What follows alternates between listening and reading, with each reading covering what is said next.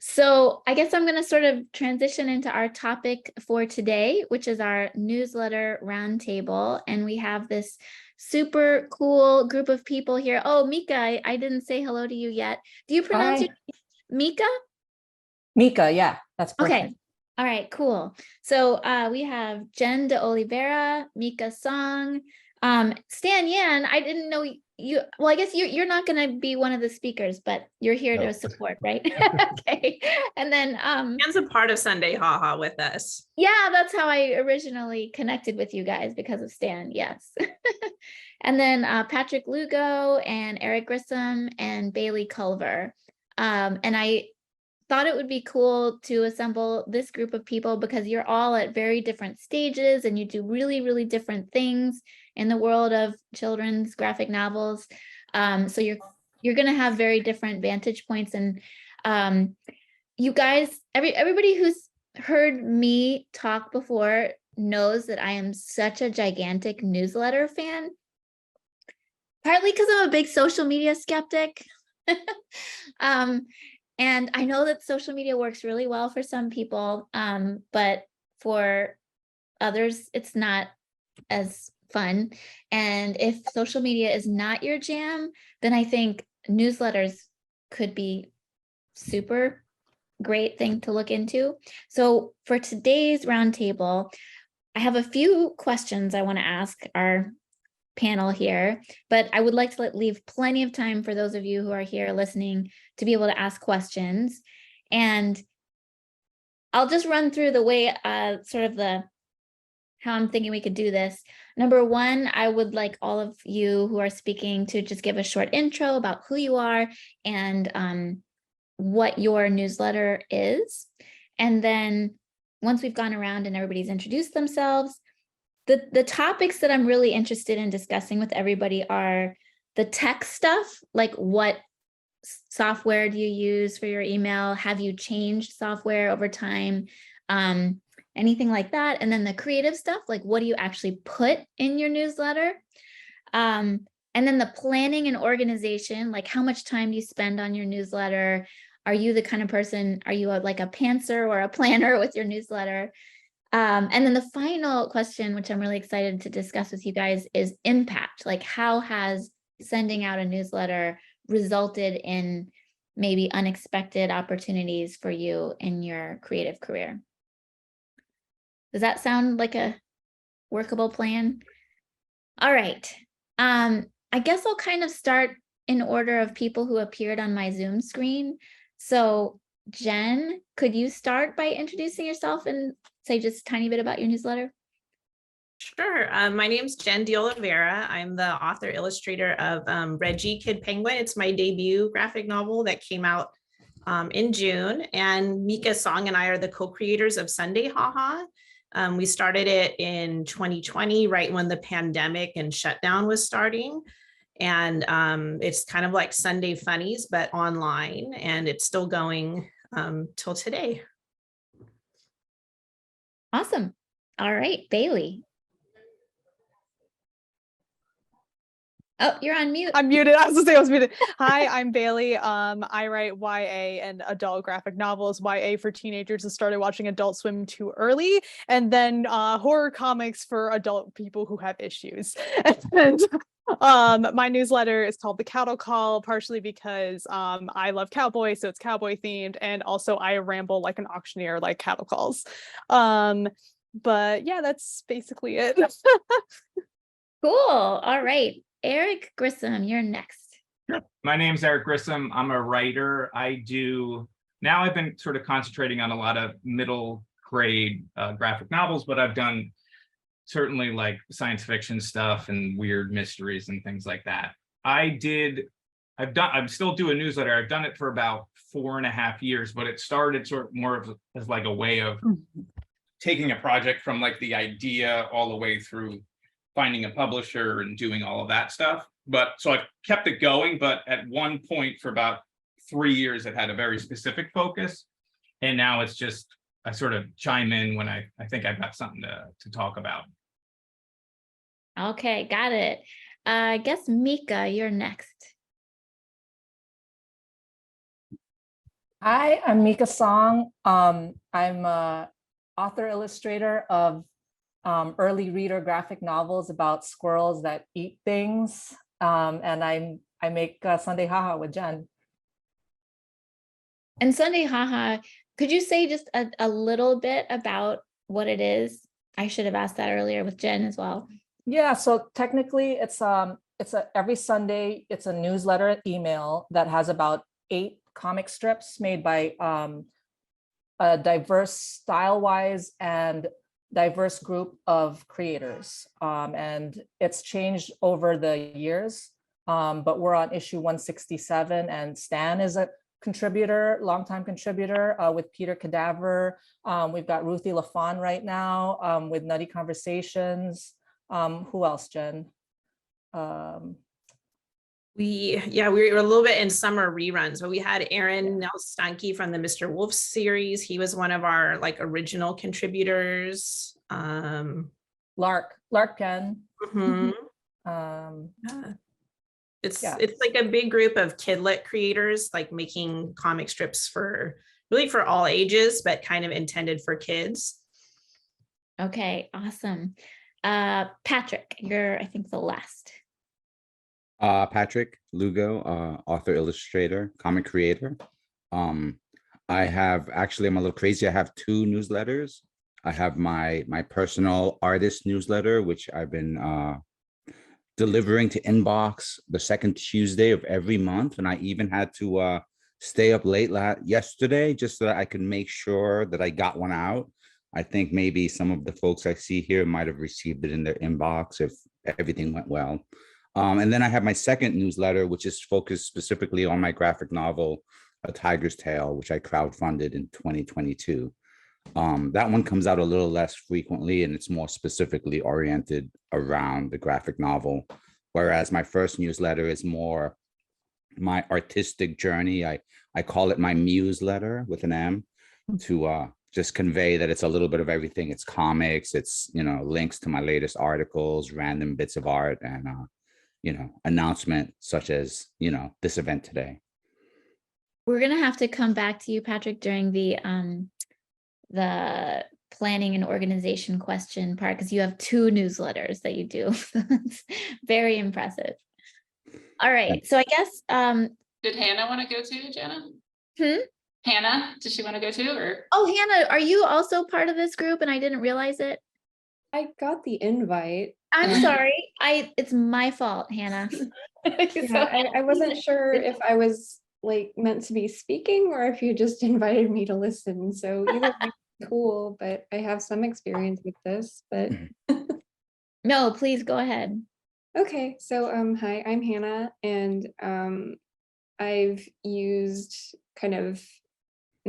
I've used like mass communication online for many years for various reasons. My most recent use of it was to create a temporary mailing list to send out updates on a small press print run of a short graphic novel that I recently created. So I just set up a temporary mailing list to keep track of everybody who had ordered it and just send out updates as to when it was printed and when I added extra stuff for free to it. So it's a very useful tool. And I'm excited to talk about it and maybe learn some stuff. Cool. And I apologize, Hannah, that I didn't realize you were part of the group. It probably just, I don't know what happened to my brain. Oh, that's all right. So I guess maybe what we could do, since we've gone around and really quickly touched on the highlights of the what type of a newsletter that you send out, maybe we could talk a little bit about the why, like where did the genesis of your newsletter begin, and has the purpose of the newsletter changed? So I guess it's a sort of a touching on the creative aspect of the newsletter. Maybe Jen and Mika, you could kind of start off and then we'll go around again. Sure. Oh, you're on mute, Mika. There you go. Sure, I said. Do you want to go ahead, Mika? Well, I was texting hi, Teresa, back on the meeting chat, and I can't do two things at the same time. So you're going to have to answer that question, Jen. Okay. Yeah, so Mika and I were kind of like following each other on Instagram. I've been a big fan of her work for a long time. And right when the pandemic was happening in 2020 and the schools were kind of closing and all public spaces were closing, we talked about wanting to provide reading materials for kids who didn't have access to going into libraries or in their classrooms anymore. So that's really how Sunday Haha started. Mika, was your squirrels book out at the time? Or No, it was coming out in like 5 months, and I started panicking about that too. Yeah, So, so like part of it was Mika was able, by making comic strips of her squirrels, to kind of promote a book in a time where like it was really hard to promote and do book outreach. And then I had been working on Reggie comic strips since like the end of 2018. So I already had them and was posting the comic strips in my Instagram. So this was a way, I mean, I would assume there's not a lot of children on Instagram.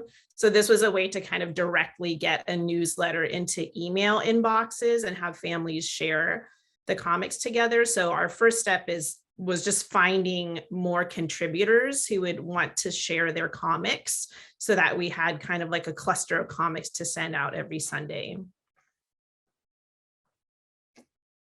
You want to add anything, Mika? no, that's pretty good. That's right. Covers it up. Okay. All right. Bailey, how about you? When did you start your newsletter, and is it basically the same as it was when it started, or? So I think mine's probably one of the more younger ones here, because I started mine like right at the beginning of this year. So I'm just like, I just sent out issue 7 like at the beginning of this month. But for me, it was a lot of just the fact, I mean, I don't think I need to go into detail. We already know social media is a dumpster fire right now. And it wasn't even necessarily until I got to that point. For me, it's like, I love talking shop and I love talking about what I work on, but I find it so difficult to do on like Instagram is my main platform. It's so difficult to talk about that in a concise and like way that makes sense to me, to like talk about my process and what I'm working on. And I was like, man, I'm missing a whole part of like what I enjoy doing as an artist, just like rambling about what I'm working on, but like it's just not conducive on this platform. So I ended up making a newsletter because I was like, I can talk about all this and format it in a way that makes sense to me, so that people can read the sequence properly.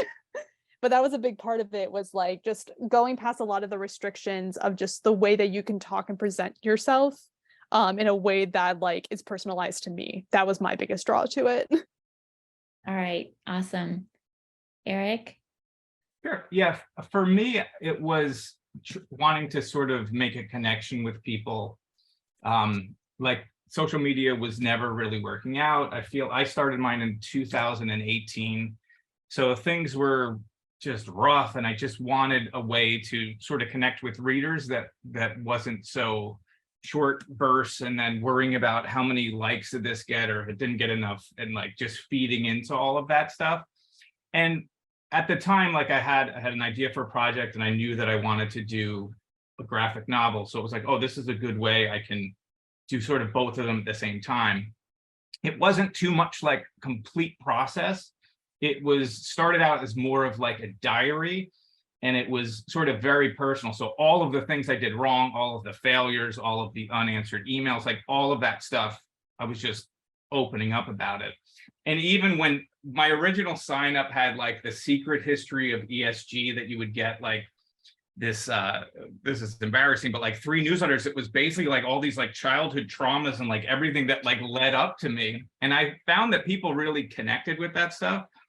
But as like I started pushing the newsletter more, like clients of mine would be signing up for it. And that's like something I want to talk about too, is coming up with the content, because I did like being raw and sort of being vulnerable and all of those things.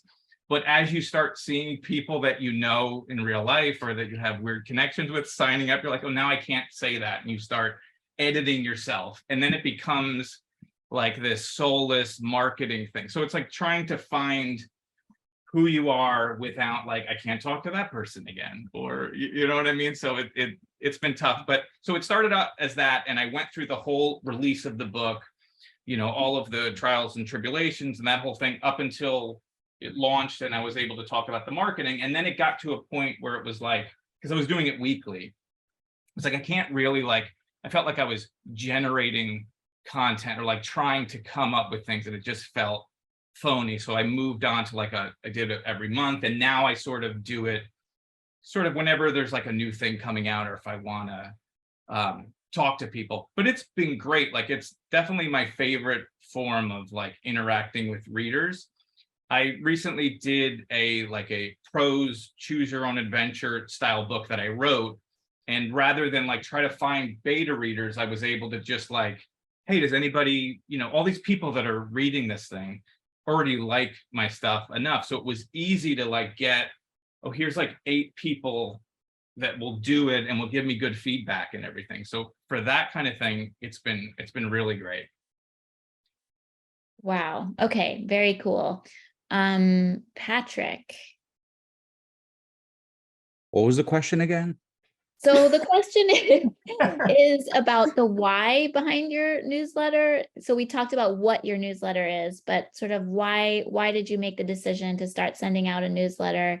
And has the purpose of it evolved since when you first started? Yeah, well, the why is because some people who I respect greatly suggested it. Those were the instructors of the Kids Comics Intensive back in 2021. I started it as I had been blogging on my artist website, that one right there, since about 2013, taking breaks, being very intermittent with it. I would use it to announce gallery showings and maybe the stuff that was edited out of my most recent movie review. I'd get a little more particular on my blogs. So I kind of started carrying that over when I needed to kind of focus what my artistic mission would be.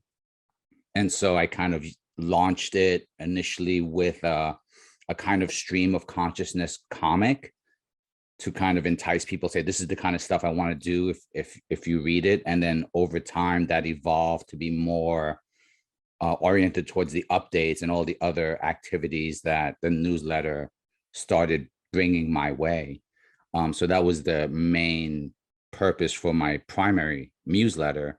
And then my second newsletter, right, was really specifically oriented towards the buildup of my first crowdfunding campaign, and just focused specifically on the research, that went behind creating the comic. They're both kind of long form pieces. They include comics, but there are links and little essays. There are essays that I'll write specifically for the newsletter or either of them, and then repurpose them for blogs at a future point. So the first one has evolved and continues to evolve. The second one was designed specifically for, a theme and a purpose, and that kind of, I deliver it when I have something to say along those lines. Okay. Hannah. So my first few kind of newsletters were simply just to let people know when I was open for art commissions. So I would just say, okay, I have some spare time.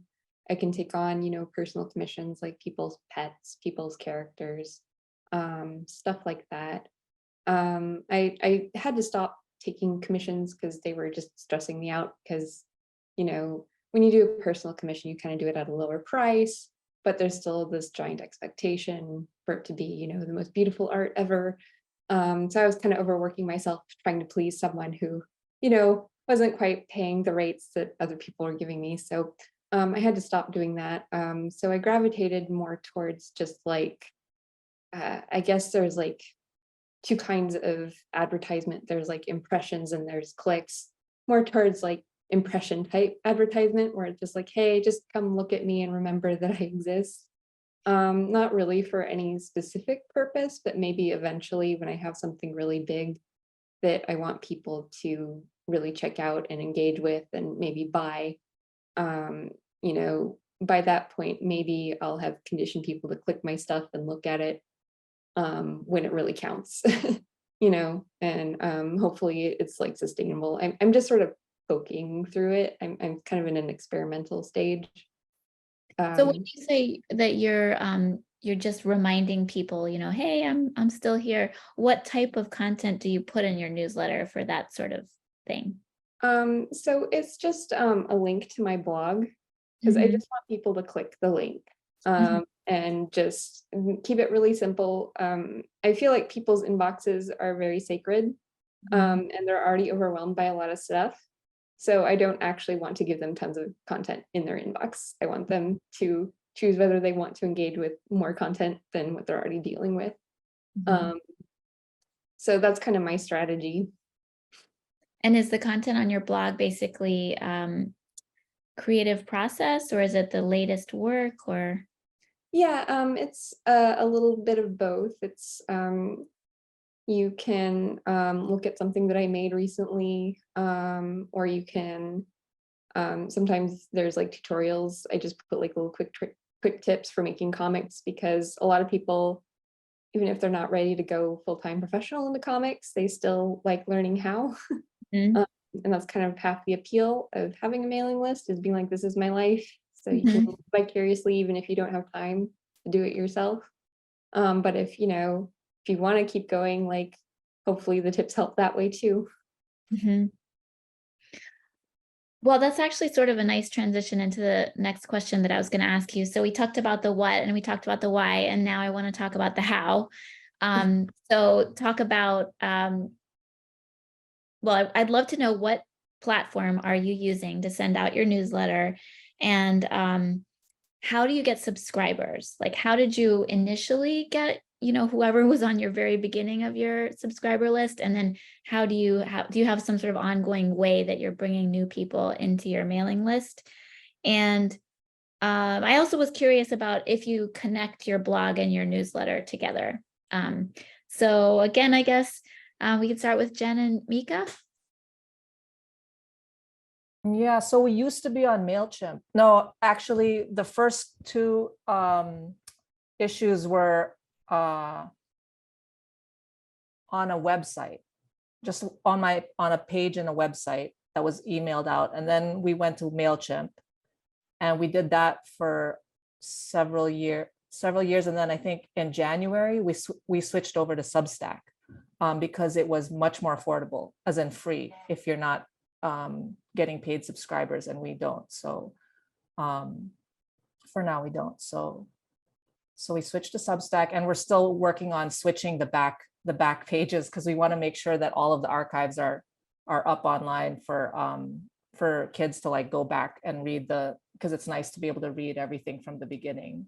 And there's some continuous narrative comics that were submitted. So we want to make sure those are up. Do you want to add anything, Jen? And I mean, in the beginning, because it was originally hosted through a page on Mika's website, she was taking over like the actual compiling of the issues. And I was doing a lot more of the admin stuff, like emailing people and sending Dropbox thing and like onboarding people. So I wasn't as involved with like the creating of the actual newsletters, but now that we're going back and kind of taking the old archives and putting them into Substack, I've been helping a bit with that. And so Mika ran me through it. I'm not a very technical person, but I will say Substack is pretty intuitive. Like, she kind of walked me through it like on one Zoom meeting. And then after that, and she was nice. She had like a little written step-by-step, but it's very visual. And so for me, it's very easy to compile the issues using Substack. So I wanted to follow up on with you guys in particular, since you're kind of an anthology newsletter and you're dealing with multiple creators. Does each of the creator have the ability to log in like behind the scenes and upload their content, or do they have to send it to one of you and then one of you is the one who's actually putting it all together? No, yeah, me and Jen basically are the ones that edit it, and so all we get is the comic for each creator every week, usually in batches. We try to get them in batches so we can work ahead of schedule. But we want to try to open it up to because yeah, we're thinking about how we can open it up to make it curatable by different creators, hosted by different creators, but we're still trying to figure out how. Yeah, it's a lot of work for both of you. Yes. Yeah, especially because it goes out weekly, Mhm. because it's supposed to be like, the Sunday funnies, and we want it to go every Sunday. So it is like, and we from the beginning, we wanted it to be a free service, so it was accessible for all kids. So we're not making money from it, and anyone who's contributed is doing it out of like the goodness of their heart, like sharing their comics. Like we don't own their comics, but we're sharing it, and it can be like a nice way to get more eyes on their work. But yeah, definitely it's a labor of love. But I think we initially intended it to go for like a year or so, and then of course like the pandemic lasted longer and longer, and we were hearing nice things from families and librarians about how much they enjoyed it and look forward to it. So I think that's kind of what's kept us going. So could you say something about how you launched it? Like, how did you get whoever was on your initial mailing list? And then how do people find out about it now? Like, are you continually getting new subscribers? We pretty much stay the same amount of subscribers. We have a very good engagement rate, but I'm trying to remember, how do we do our first? Do you remember? I completely No, forgot. it's been so long. And just thinking back to the pandemic anyway is kind of a blur, but I want to say we probably were just, posting it through Instagram, and then we had like a handful of artists. And so everyone was kind of spreading the word, like, here's Sunday Haha, go here to read it. And then eventually it was just kind of a word of mouth thing, I think. Mm-hmm. Yeah, that's the nice thing about having multiple contributors and that are always changing, and guests, Mm-hmm. you grow your subscribers that way. Yeah, that makes sense. All right, Bailey.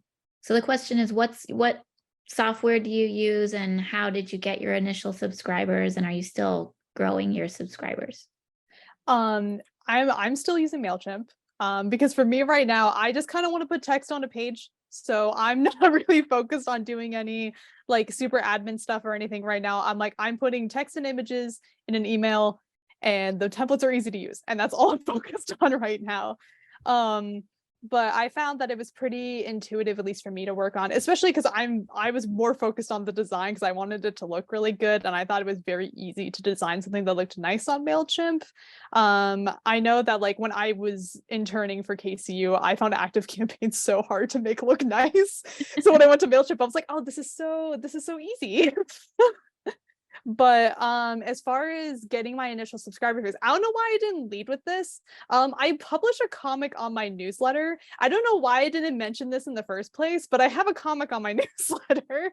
But that's what I used to initially entice people to get on, because I wanted to have some sort of exclusive content that was going to get people to want to subscribe to my newsletter, but also wasn't something that I was going to just openly offer on my Instagram all the time. Like I posted the first part of the first strip of the comic so people knew what it was, and I also did strategically make it like I made the stuffed animal of like a miniature, I should have him with me, but a miniature like Mothman called Moth Baby, and he kind of went like mini viral, like not crazy, but like more than I usually got for engagement. And then also like he's really popular like with my like follower base on Instagram. Like a lot of my like people I don't really know but follow me are like, I love Moth Baby, or like I know a lot of people I personally know love him. So I was like, okay, if I make an comic strip about this character that I already love in the first place, like I already know he kind of has a fan base because he's just small and round. But what I did is used that comic as like my main drawing point. And I had a first initial burst, just like initially when I announced my newsletter on Instagram, I just said like, hey, I'm doing this. These are some things I'm going to talk about in my newsletter. Like I'm going to have process stuff. I'm going to talk about like just inspiration, books, music, just stuff I like. And then like, exclusive comics, and let that roll in to start, and got a first burst of subscribers just from doing that. And then I kind of let it go for like a month just to kind of see if more would trickle in. And then I was like, okay, I'm going to bring out the big guns and tell people that Moth Baby's in it. And I got like a huge burst of subscribers. And then after that, the last real big burst I got was that I did my first vendor show in Philadelphia. I was at the punk rock flea market, and I actually made like a little standee of, like, I didn't break the stuffed animal cell, but a standee of Moth Baby, just drawn in the style, obviously, of the comic. And I had like a little QR code so people could like link and subscribe to it. And people would be like, oh, that's really cute. And I'd be like, yeah, it's about like Mothman's son going to kindergarten for the first time, and he's just very small and anxious. And if you tell that to like any alternative goth person, they're like, I love Mothman, so they all just subscribe to it. And I haven't had a burst since, because like I haven't gotten to go to another show, but I definitely think that a lot of my engagement has come from that comic. So I've definitely like in the beginning of my newsletter, I have the comic because I'm like, I know what you're here for. I'm going to give you the comic first and just hope that after you get it enough times, you will keep scrolling down to click other things, which has been working. So I have gotten retention, which I'm kind of more focused on right now than necessarily growth. I want to make sure that the people who are subscribed to me are going to stay. Very, very smart. All right, Eric, what software do you use, and how did you get your initial subscribers, and what's the situation? Yeah, I use MailChimp too. Just for me, you know, for what I need and the amount of newsletters that I sent, like it's perfect. I have like 3 comics that I give you for signing up. So I'll have like 3 downloadable PDFs, and I do like a double opt-in. And I would recommend that for, at least for MailChimp, because I know sometimes you'll get hit with you know, people that are signing up for whatever reason. You get a whole bunch of signs up and they're not real. So anyone that signs up has to double opt-in. And MailChimp lets you sort of customize and configure those sort of welcome emails. So once you sign up and then you get your message like, yeah, I really want to listen to this guy, then you'll get another email and they'll download the 3 PDFs. And then I have it set up so like a day later, then you get like kind of a welcome email that sort of, that way I can take my time. I can talk about the different comics and books that I have. I can, you know, show images or links to it. So even if I don't send any newsletters ever, I at least have a way that someone gets something. They're not just signing up for no reason. And then I'm able to sort of introduce myself and the work for them whenever they want to read it. So that's been good. When it started, you know, as I said, 2017, Twitter was a different place. And I would just like sort of post a link like, hey, if you want to get these comics, whatever, and people would retweet it and people would comment on it or whatever. And that's probably where most of the subscribers came. Now it's like every once in a while, I'll get a sign up or something on my website. Like it's prominently on there to sign up. You know, you get the comics and all that kind of stuff. But anytime I give away something, I have to be better with maybe having them sign up first before they get, because, you know, for all the projects, I like to do some kind of free extra thing. I don't always do that, you know, because sometimes it could be you know, you don't want to put like a gate in front of it all. But that's pretty much it. You know, it's been good. And I like the fact with that welcome newsletter that if I don't feel guilty if I don't actually do a newsletter for a while, because everybody that's signing up is going to get that same sort of welcome message. Mm-hmm. Okay, got it. Patrick. I brought slides. Hope you can see them. Is that? Yep. Okay. So 2 newsletters. My primary newsletter. I use a WordPress plugin called Newsletter. I like it because it's incredibly versatile, and it takes place within your WordPress dashboard, which means you only have to upload images once. You can use your, you know, your library, and it just integrates into, you know, my blog post. If I want to say include my most recent 3 blog posts, I just drag them over. But it requires a certain little bit more technical savvy to make sure that those newsletters get through the various roadblocks that Google puts up, you know, for security purposes. For A Tiger's Tail, I was using MailChimp, which is fine, but it's one of those things where I do have to upload images and I have to like build, you know, even when I build the templates and reuse them, I still have to do that little extra step of just importing and adding, you know, content to it, which then is just there. So that's like the one drawback. The newsletter, I can just pull from my website, and I'm just building that website, constantly. So it just moves on a little bit faster. Let's see if I can share. This is an image of some of the calendar that I use. What I did to get initial subscriptions was that I launched my first newsletter on my birthday. So I kind of recognize that the most social media engagement I get throughout the year is people randomly wishing me happy birthday on Facebook. And so I built my first newsletter around that, right? I kind of did a birthday themed comic, which was exclusively available only to subscribers. And then I built on that, where every month I would add another kind of simple stream of consciousness comic that, that only subscribers could read. And that would build up an archive. On a side note, I just, that comic series that I did for the newsletter just got accepted for an upcoming anthology. I pitched it as like, would you be interested in publishing a story along the lines of these? And they said yes. So just, some random good news that what I did a few years ago is now kind of coming back and still kind of useful. And this is an example of like why I pack my newsletters with a lot of stuff, right? I want people to be able to come back to it.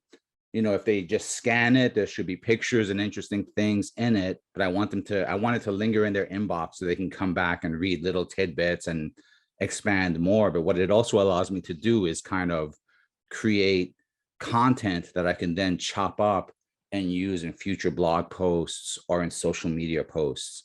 So one newsletter could then end up becoming a couple of blog posts, and then, a couple of more social media posts. And that allows me to keep like an engine going, because like the newsletter that I wrote yesterday was jam-packed with stuff, right? It announced this roundtable, it announced some of the comic projects I've been working on, etc. But only my subscribers got them. And then over time, I'll take pieces of that newsletter and then transpose them onto my blog and onto my social media as things become more relevant. Then, yeah, I kind of, this is a little thing that I like to add whenever I'm doing something, because not everyone's a little bit different. So, feel free to ignore what I say. What works for me may not work for everyone. And yeah, one of my secrets to success was to keep my bar very low. So, like I said, those initial comics were just stream of consciousness. Here are some crazy little stories of my childhood, and enough people kind of liked it and it generated interest. I mean, I think it kind of, the first subscribers were already interested in me. They were wishing me a happy birthday. So it was kind of easy to just say, oh, well, if you like that, here's more of these little things. But then as I transitioned to focusing on crowdfunding and stuff, then those newsletters got a little bit more oriented towards the work that I do. And it's through those crowdfunding efforts that the newsletter is able to grow. And thus, I think I had one slide here.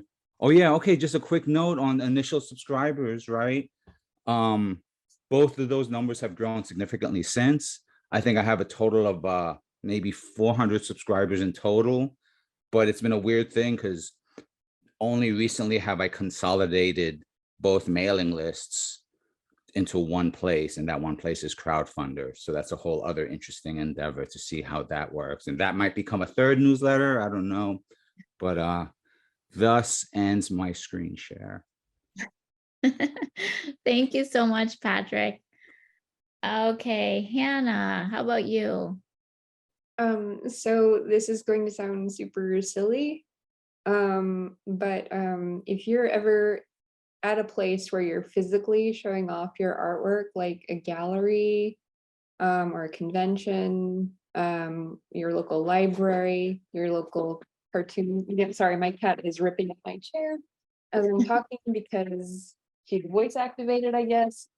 But what you can do is you can just get a lined notebook and then you can write email on a sign above the line notebook, and people won't ask any questions. They'll just walk up to your table and like write their emails down, and they won't even know what they're signing up for. So it's just, you know, it's boggling, because like emails are at once more personal and also more anonymous than phone numbers. So people will give you their email at the drop of a hat for no reason. So I think it helps that you make a personal connection at the point of, and then they when you email them, you're not cold emailing them, and it's not an internet connection, it's a real connection. So that was my experience. I got so many people just, I think part of it was they didn't want to buy something and they felt bad, so they put their email down. I got some fake emails. Like one of them was like call@notsuperman.com. And I was like, yeah, cool. You're funny. But you know, like a lot of people just do that. So And what software do you use for your newsletter? oh, sorry. It's like 2 questions. Hi, Kat. Okay, so I wound up using Sendinblue, and they rebranded to Brevo recently. They're European, so their clock is really different. So I'm not sure if it's the right one for me, but right now that's just what I'm using. Okay, got it. So I know that probably some of you who are here have questions, so I want you to be thinking about that. And I guess I had 2 more questions that I wanted to ask all of you guys, and I'm not sure if I should ask them together or separately, but the questions are basically, how much time do you spend on your newsletter, and like how much headspace does it occupy because of planning and thinking ahead? And then also, like, what are some examples of how having a newsletter has impacted you and your career? So I guess Jen and Mika, do you want to start off? So one issue usually takes 30 minutes a week to compile together, and that's just because of the alt text. All the comics have to have alt text, and me and Jen do that. We don't ask the contributors to do that, although I'm thinking maybe it would get a more accurate one if they did it. Although it is fun actually to do the alt text, but 30 minutes, yeah. Yeah, it's kind of, because every issue has the same kind of structure, it's really just, following that structure every week. So that kind of saves a little bit of time. And then how there okay. was another question. Yeah, about the impact, like for the 2 of you, has it resulted in anything unexpected, and also for the contributors that you're working with that you know of? I mean, for me, it's been nice because I've met so many people that I don't think I normally would have, like Stan and other cartoonists. And then it's been cool because everyone sort of has different backgrounds and are at different stages. Like when I started Sunday Haha, I was not published yet. I was like self-publishing the Reggie webcomic on my Instagram. And then a few months after, I had stuff on submission, but a few months after Sunday Haha was going, I got my contract for Reggie. And then I've seen, some of the Sunday Haha friends like also get book contracts along the way. So it's been kind of nice just like following everyone and seeing what they're doing. So for me, that's kind of been the highlight, is meeting other cartoonists and just having, especially during the pandemic too, because it was so lonely, and it was a nice way to connect. We would do like a little Zoom chat once a month where whoever wanted to show up, we could talk. So it really built like this little community of cartoonists, which was really nice. Awesome. Did you want to add anything, Mika? I agree exactly with Jen about the community of contributors and meeting everyone. It was it's been great. And I think I have gotten school visits from it. So that's been good. All right, Bailey. What was the first part again? What was the first part? Okay, sorry. I should stop asking two questions at the same time. The first part was planning and organization. Like, how much Okay. time do you spend on that? I feel like mine is probably a lot more labor than it probably should be, because I allot about a week of my month to make the comic for the newsletter. But I did at least plan the entire plot ahead of time. So it's not like I'm sitting here and I'm like, I don't know where it's going. But I do write the scripts the week of, which I probably shouldn't do, but we haven't changed that yet. But I plan about a week to do the actual comic.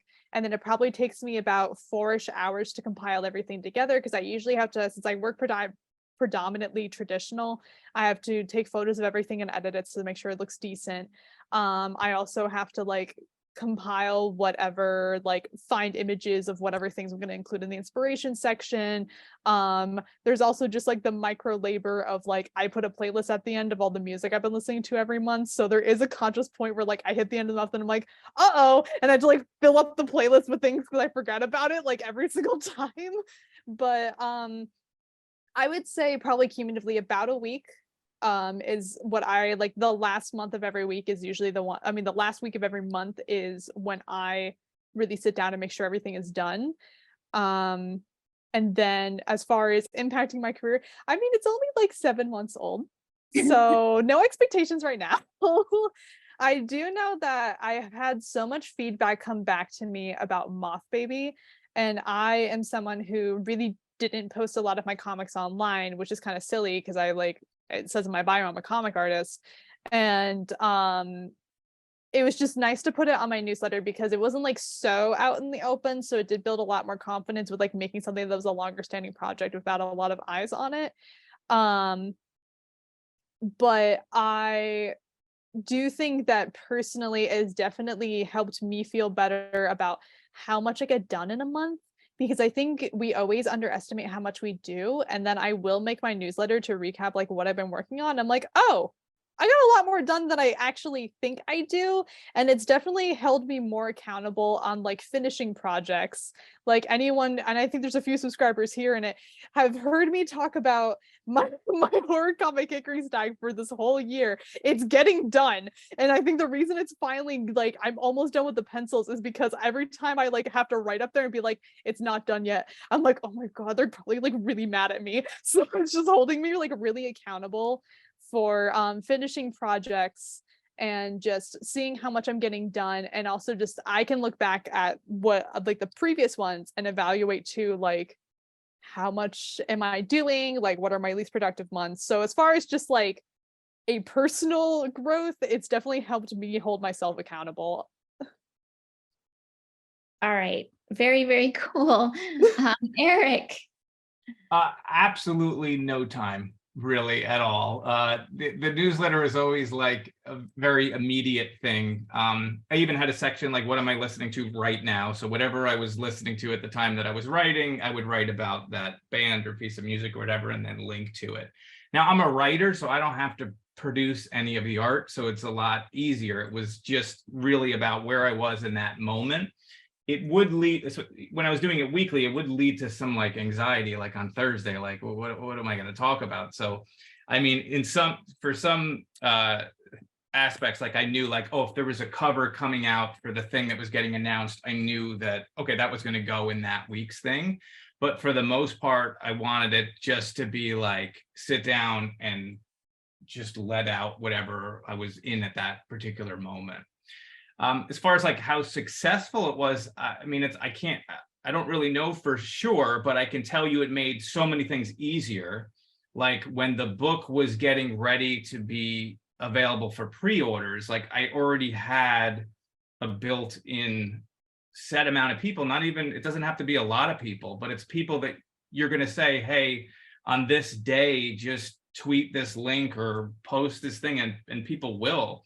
So without having that connection and having those people to sort of go to, it just made those steps so much easier than just going out and you see people like, please retweet. Like you don't have to do any of that stuff. It's more of an organic experience. Mm-hmm. One thing that is sort of strange too with the newsletter, at least for me, when it was more diary based or personals, people then know way more about you than you know about them. And then when they do contact you, it's like, I also had a podcast for a number of years, and it's the same thing because they're listening to you all the time and they're like, oh, we're close, and you know what I mean? And then you're like, I don't actually know who you are or what's happening right now. But it's interesting. It's been a good experience. Wow. Okay. Thanks, Eric. Patrick. So I was just looking at my notes, and it says here that yesterday I worked on my newsletter between 2 p.m. and 4:45 p.m. And then I sent it at 4:50. I hit send at 4:54 p.m. So that is like zero margins, and I don't recommend anyone do that. You should work as far in advance as possible. But I have a bad habit of, waiting till the last minute. But still, it helps me get things done. The one thing though that I do is that when I actually have it here, if you folks want to see it, then you can kind of get a sense of what I do to it, because I build it over the course of a given month, right? Like various social media posts that I'm gonna post over the course of a given month. Let's say here I am, I'm crowdfunding my middle grade chapter book, right? Lucy Veloz, High Flying Princess. You can support it at lucyveloz.plugoarts.com. But I have social media posts about that, and I'll grab some paragraphs and I'll know that, okay, I'm gonna assemble another paragraph specifically for the newsletter. And then, like I said, I was mentioning today's newsletter topic. So it was important to me that I stay on topic, because otherwise I'd have to admit that I missed another deadline this summer. So, staying up late. But once again, I had those announcement pieces already written. I could just insert them in there. And then the final part was like announcements for a comic that I'm submitting to an anthology. So I thought I'd let my subscribers have a first look at the pitch that I sent to the editors. And then that comic is a sequel to the comic that appeared in that anthology right there, Speculative Fiction for Dreamers. So I also provided, the link to that comic in digital form, which I had already previously added to my Patreon page. So while I spent, maybe 2 hours yesterday, gathering the images, I occasionally will generate a specific image for the purposes of, that newsletter, wanting to make it a little bit special. The time accrues, but like I said, I try and make use of it as best I can. Am I effectively sharing the right screen this time? It's not showing anything yet. Oh, now it is. All right, so here's the newsletter that arrived in inboxes yesterday, right? So, the announcement, the title was on newsletters, on announcements, and on pitching, right? So the whole point of the newsletter was to kind of let folks know that I'm being a part of this event. Some of the subscribers are also members, so they probably already know, but it's kind of important for me to let my general audience know, they subscribe because they want to be a part of my artistic journey. So this is my way of letting them see through my eyes. Here's a graphic that I specifically created just for the subscribers. It's to announce my sequel to this summer's crowdfunder Crucible. It's basically a perk for my crowdfunding campaign, right? So it's like one more way to kind of circle around. This is the stuff I'm trying to sell, right? I'm trying to crowdfund my book. If you want to support it, you can kind of do like an online call, or you can do like a coaching program with me. So those are like my premium perks. I already have in mind who I think is gonna go for those items, but I want to also tie that into my crowdfunding endeavors, because like I said, waste nothing. Everything should be weaved together. And then here's the comic, because it's important that the people who have demonstrated interest, right, I have to make sure that they're getting something out of it. And once again, I want this just to sit in their inbox, and when they have time, they could scan around and, check out what they want. So they could click this and get the comic, or they can come here and get the draft or the pitch for the next comic. And this is a little graphic that shows who I'm pitching to and why it's important to me. And that's pretty much it. And then I end it with a link to my blog. So this is a list of my most recent blogs if you really want to spend more time reading my musings. I mean, I think does that answer the question, Jana? Yes, it does. And it would be great if we could have everybody share their newsletter. But oh my gosh, I just realized it's almost 1:30. And I actually today have to leave at 1:30. So maybe Patrick, do you mind leading? And I don't know, can everybody stay a little longer, or does anybody else have to leave right at 1:30? I'm good to stay. I can stay. Yeah, I'm good for a little bit. A little bit? stay. Okay. Yeah, I do have to jump back to work at some point. Okay. I'm so sad I have to leave. This is terrible. Okay. I had a feeling we would have a lot to talk about in today's session. And anyway, but okay. So Patrick's going to take the reins now. Can you And make him host, Jenna, if you haven't already? I think I did. And You Lisa, did, I okay. made you co-host too, just in case. Okay. Woo-hoo. Okay. So I did tell Jay to record our meeting, Jenna, if you would rather stay. maybe I could join that meeting a little bit late. So I'll stay for another like 5 or 10 minutes. Okay. So I think Hannah, you're next. Oh, hi. Okay, so we're sharing. Yeah, well, if you could, what was the I have to look at the question again. The question was, planning time. How much time do you spend organizing, thinking, setting up your newsletter, and then impact? And then you can share your newsletter. Okay, so here's what mine looked like. It's very simple, very to the point, just because I'm updating people on information about something that they paid money for. So my strategy is just to make it so that if they need to reference this purchase, make it really easy for them to find the information. So I even put like when this was printing in the little preview line. It says it's printing, it's going to end up at my house on this date, so that they're like, okay, so it's still printing. And then I include kind of like a little bit of my experience printing through this service. So it's like, hey, this is really nerve-wracking, hitting the print button on a giant book order. And then I remind them of the schedule, and I update the schedule if that ever changes.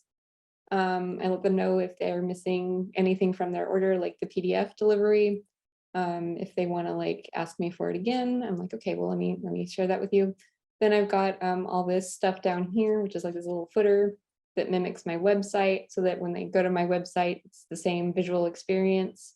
I let them know why they're on this mailing list. And then I give them the option to unsubscribe, of course, because otherwise everything will just go straight to trash. And so that's just kind of how this pre-order mailing list looked. In general, I do not spend a whole lot of time on my newsletter.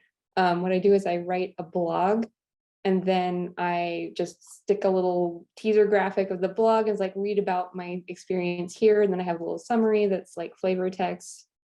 And then people click it. I have high click rates right now, but my mailing list is also very small at the moment. So they tend to click more on stuff that they've paid money for. So I think that's the question. Anyway. Yeah, I guess, you want to say a little bit about how has your newsletter led to any good opportunities or unexpected things? I've gotten more people finding my blog posts through Google rather than my newsletters. I recently, one of my cartoons got featured in I think it was a Princeton lecture about medieval art or something like that. And it's just because someone was searching for it and they found it. But I think that getting people to look at my blog post has something to do with the SEO. I haven't quite figured it out though. So Wow, that's super cool. Yeah, it was really cool. I got little emails like, hey, guess what? And I was like, what neat. My Ivy Leagues now. Congrats. Okay. Jen and Mika, could one of you share an example of Sunday haha? Sure. Do you have something ready, Mika, or do you want me to try to share my screen? I don't. Okay, I'll try it and see Yeah. if this works. Right now, we're doing summer reruns while we take everything out of the archive and put it on Substack. So I'm going to pull up like an older issue, which is a little bit more typical. Okay, I'm not techie, so I hope I'm doing this right. Let's see. I have to open my preferences. Yeah, it is tricky while you're doing that about I've been, as an aside, the platforms of whether people are whether your email is coming in as a junk mail or not, and also whether it's searchable as a post online if it's a newsletter. We've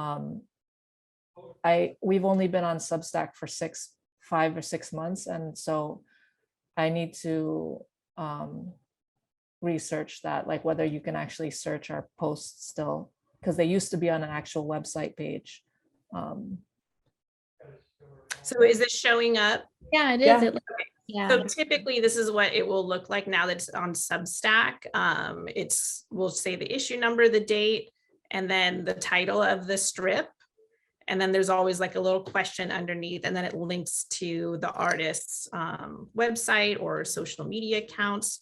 So I know with Substack, there is a limit of how many images, right, Mika, you can use. So we've some of our issues, depending on how many contributors we've had like 10 to 12 comic strips an issue when we were on MailChimp, but now, because if you go over that, I don't think it's going to show all of it within the body of the email. So we're trying to limit it to, I think, about 6 contributors at a time, so that when you open the email, everything is there. And then any news from the cartoonists. So yeah, it's pretty simple. And then on the Sunday Haha website itself, it should have an archive where you could go back and click on back issues. But typically this is what an issue will look like in your inbox on Sunday. Great. Do you have a website for Sunday haha? It's just sundayhaha.com. Okay. All right, great. Bailey, you want to show? Yeah. I usually send a test to one of my old emails. So this is actually what it would look like in an inbox. So like I have my header here. This is like Cow Lad, which is another like kind of stuffed animal mascot that ended up becoming a mascot for my whole art. But I have like my header, and then I usually do a store introduction that's just kind of like, hey, it's this month. I did some things. Let's do it. Let's talk about it. And then I always have my comic Enter the Moth Baby next, because like I said before, I know that's why most people are here and I don't want to waste their time. So I just try to get it out of the way as soon as possible. And it's also usually the thing I'm most excited about, because it's the purpose I have the newsletter for. So I try to make it 8 panels also because I don't want it to scroll forever. And then I do also have a hyperlink that will link you to, if it'll pull it up here. Yes, it will. Oh, I guess it doesn't work this time, but it should link you over to, I could just search it up here, but on my website, I have like a whole like past log of all the previous comics. So you can go read those there. And then in my section Into the Kitchen, which is like my process part, I have like what's cooking, which is something that I usually show process for. These are my very ugly thumbnails, because I'm at the point with my current comic that I can't show anyone comic pages anymore because it's super spoilery. So I'm like, here's thumbnails for the cover. And I talk about like what I was thinking, like what I was currently like thought process for it. I try to also make sure when I am talking about process to not just talk about what I did, but also what I plan on doing. So it kind of gets people looking forward to what's coming next, instead of just being like, I did this, this, and this. It's like, I did this, now I'm doing this. So they're like, cool, I know what's coming next. And then in Fresh Out of the Oven, I always show something I finished. This is like a very big fire painting I did last weekend. Not a lot of kid stuff on this one, sorry. But it was based off of a poem my friend wrote during the wildfires in Canada. And then I have my shameless self-promotion section where I did talk about this current roundtable. I like to sandwich it in the middle because it feels weird putting it at the beginning and also putting it at the end. So I just put it in the middle because it feels the least awkward for me. And then I have a section called When I'm Peeping, and this is like my inspirations or just things I've been really interested in this month. This month I finally downloaded Libby, so I've been plowing through audiobooks. So these are just 3 audiobooks I listened to. So usually it's music. Usually I'll like highlight 3 albums, but this time I was like, oh, I actually read things. So we're doing books this time. And then at the bottom I have my conclusion, which should link you also to the playlist to the next Spotify like playlist. I don't know if it'll pull that up for me too. Sometimes these just don't work. Yeah. The test links usually don't work for me on the tests, but this will pull you over to Spotify where you can listen to the next playlist. And then I have optionally all the stuff on the bottom, like unsubscribe if you want to, like all that kind of stuff. But yeah, that's my newsletter. Wow, so cool. All right, I think Eric. Here, let me see if I can share this. So I'll just show off, like, this is that welcome message that comes like a day later. So it's just sort of introducing me. Every newsletter I have has the word hello as a link, and it should go to Agent Cooper. But you're going to get an ad there. Playing this slot machine and saying hello because it makes me laugh. But then I'll break it down. So like this just talks about, okay, here are the books for kids, and it talks about Goblin, and it's got a link to buy it, and here's Planet Gigantic and a little bit about it and so on. Sort of breaks that down by age, but that's just sort of the thing everybody gets. I have another one here. Nope, that's the same one we saw. So like a typical regular newsletter is going to be mostly just text. This particular one I sent earlier this year. So I did a school visit, and so I talk about everything that happened in the school visit, and if I have like a video or a TikTok or something that's from that particular event, like I'll include that. I'll talk about like the fact that this book is still not announced but happening. So I try to give also like some extra information that you wouldn't get. Weird personal stuff, like stuff about my mom's new boyfriend, that'll go in there. And then at the bottom, I mentioned like at this point, I think the Lana Del Rey album came out or whatever. So that's what I was listening to at the time. So every newsletter gets that. And then there's like, you know, the typical social media links, and I have like a offer code. This offer code's been here forever. I don't know if it still works, but you get 20% off if you go to the site. And that's about it, I think. Yeah, they're mostly like this. So here's another one. This is when I was looking for beta readers.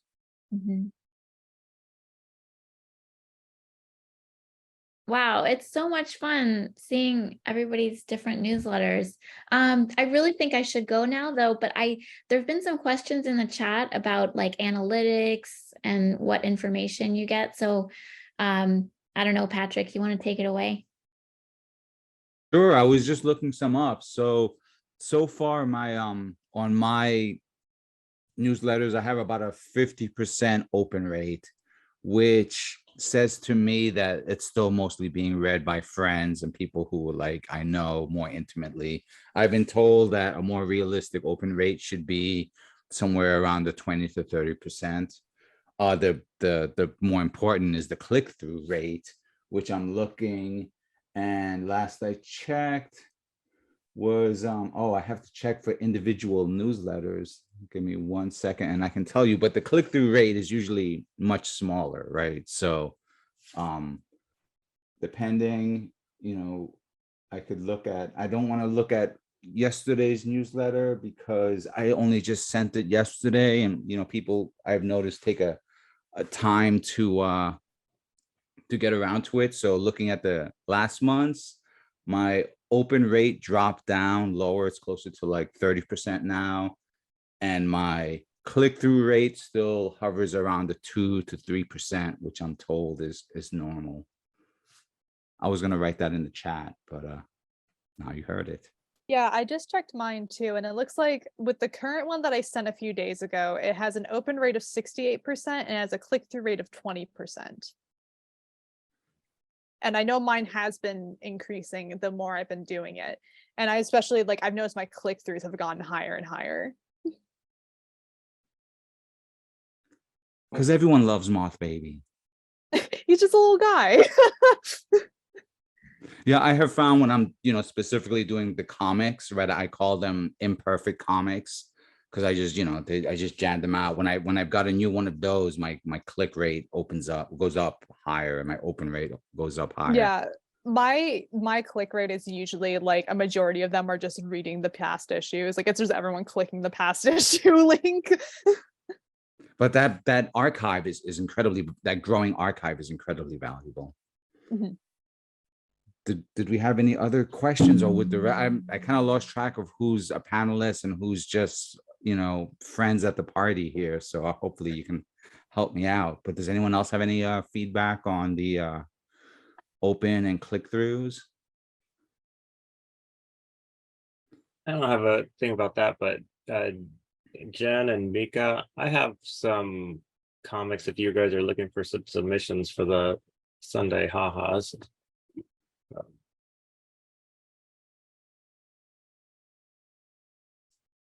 Oh, you're on mute, Mika.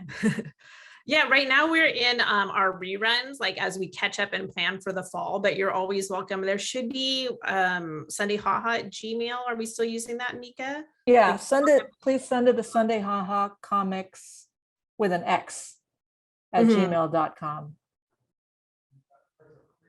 Okay, all right, I'll send you guys. It has to be for kids.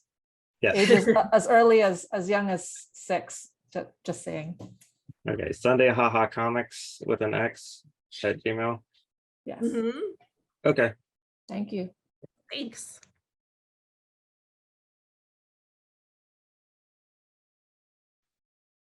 Does anyone else have any other questions, comments? Are there anyone here? I know that there are a few members on this call who have just launched their own newsletter campaigns or have recently have. So I'm wondering if any of you would like to share some thoughts or have any salient questions they want to ask. Okay. I could ask a million tech questions. I don't even know what they are. But I just had to actually stop and think and read people's answers to remember what click-through meant. And I get it. That's the people that just don't really read. But they're still opening it, right? How do you know that difference? What's the technology there, I don't know how it is on Substack, but I know on MailChimp that I can like click and see like if it does open rates, I can click on the open rate percentage and it'll actually show me a list of which subscribers opened it. And then when I do click through, it can show me like which subscribers clicked. And it will tell you the frequency in which they have. Like I've had some people that go back and I think they read Moth Baby like 4 times. And I'll have like the same, like they click that link like a bunch of times. And I think I said that in the chat too, that I strategically put like that Spotify link all the way at the bottom, purely because it'll tell me if someone makes it to the bottom. So if I see like increasingly more people hitting the Spotify link, then it's telling me that more people are making it to the bottom. Like, I wish it was easy. Like, I'm sure there's a way to see it that's probably behind a paywall on MailChimp. So this is just my jerry rigging right now. I think that's brilliant thinking. I mean, I've done similar where I'll put a few links where it's like I mentioned in this newsletter, I have a pitch package that subscribers can check out, but that's still in a Google Drive where if someone wants to see it, they have to actually request access. And that's way down at the bottom of the email because that's for the people who are, 110% interested in what's going on. And then I'll see the front half. I mean, I pepper my newsletters with tons of opportunities for people to click, But yeah, so the difference to answer Bonnie's question, right? The open rate is just people who, means the email got into the inbox and they've at least looked at it, right? They've opened up the preview, right? It's shown up on the preview. And then the click rate is them actually clicking something, trying to go to a link or something. So I'm always, it's always a good idea to add whatever, a read more button or something. just to see. So you don't have to check Spotify, for instance. It shows that they clicked that Yeah. on. So it'll hold on. I Substack. can see if I can pull one up. And- Hold on, from like the last cattle call. Here, I'll share my screen just so you can see what I mean. Like I said, this is probably going to be different. I hope it loads too, because MailChimp also kind of like kills my computer. So, but if I go, for example, like in 46 opened, and like it will tell me the total is 66, so some people have opened it multiple times, but 46 out of my like 69 subscribers have opened it so far. Usually by the end of the month that has increased a bit. It's only been out for like a week or two, but it'll tell me here like who opened it, how many times did they open it. Some people I have names for, some people I don't, but like it'll tell me how many times they do. And then if I do click performance, and I say here like, oh, 10 people clicked like enter the moth baby, right? And if I do total clicks, it should tell me how many people clicked that.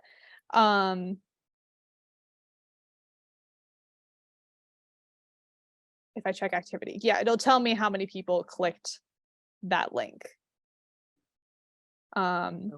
So that's usually how I can tell. So it's kind of a way that you can get like a click map, like see how far people get down. It's not perfect, obviously, because also I'm betting that people want to open a playlist. If I probably put something there that was more directly like related to something that wasn't just like, here's music I've been listening to, it probably would have more clicks. But for me, it says like, oh, some people made it down there. You know what I mean? But they could be clicking multiple things that you would have multiple links going down the page, and then you would see every single one of them, what they clicked. Yeah, exactly. And it's nice also kind of, at least me, I'm a lurker. So I like the fact that I can kind of stalk where people click.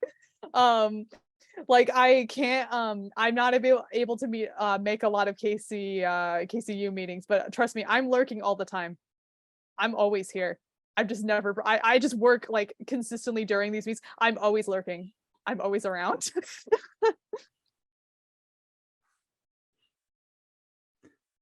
I would definitely recommend checking out Marie Ventura's blog post on KCU that kind of outlines her recent epic successes with newsletter and how that feeds into her crowdfunding. So great job, Marie. Also, another shout out to Desiree Saint Amant.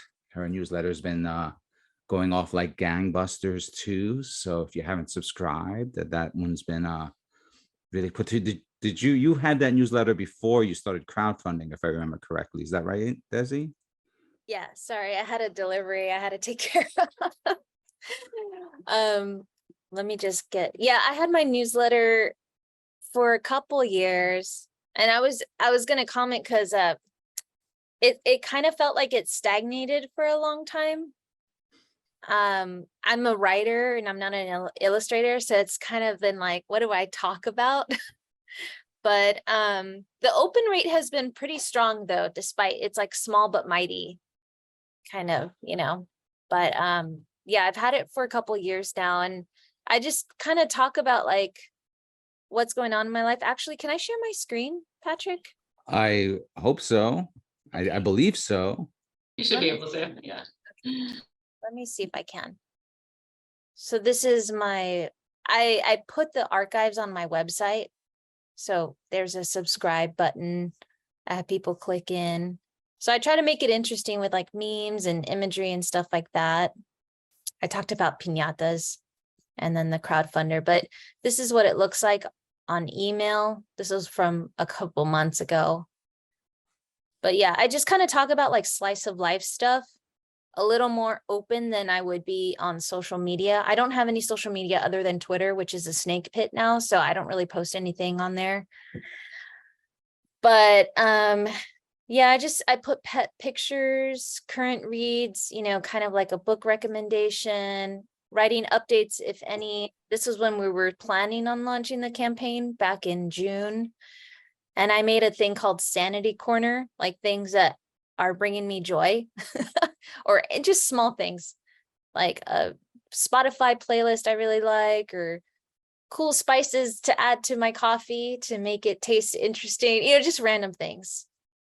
So here, I'll stop sharing, but yeah. So right now, I mean, the last I checked, the read rate or open rate, whatever it's called, was like 80%. But again, my subscriber list is like 63 people, and it's been stuck at like 60 for a while. I think I got one person added this month in the last month. Well, you should definitely include the link here so that at least the half dozen of us who are still here that haven't subscribed to it can. Yeah, sure. Let me ask, because you're crowdfunding, have you seen an impact in your newsletter subscription? Do you think, can you see a correlation between the two? Or I didn't see like added subscribers on the newsletter, but the newsletter subscribers were very supportive. You know what I mean? So the people who are the readers, the people who read the newsletter did support the campaign. You know what I mean? Mm-hmm. So there was a correlation that way, but I haven't gotten people to subscribe to the newsletter that haven't already. Can you tell that I'm practicing for our live stream, which is happening next week? Oh yeah, that is next week, huh? Okay. Yeah. But I'll grab the link for sure. For sure. To answer the question below, I don't have any experience with Substack. So Mika has offered some feedback. Like I said, I've worked with MailChimp and Newsletter, and I think my preference is the newsletter plugin with WordPress, just because of it's integrated with my own website, so I don't have to go to another browser, do another login, get the confirmation code, all those little extra things that MailChimp wants you to do before you can actually get started to write, But are there any other questions? Have we exhausted this topic? Yeah, I think we have to wrap up at 2. So if anyone has any last words. Well, thank you to all the presenters. It's good to see you, Bailey. I know. I wish I almost am always working on Wednesdays, so I'm never here. Well, thanks for coming. Thanks, Mika. I think all our other panelists are probably gone. Now, thanks, Hannah. And thanks, Patrick. Thank you, everybody. Yeah, if anyone wants to post their newsletter in KCU, please do. Yeah, everyone subscribe to each other. I'm an ardent proponent of cross promotion and cross support. So, let's do that for each other. All right, bye guys. Bye all. Bye. Bye. Thank you.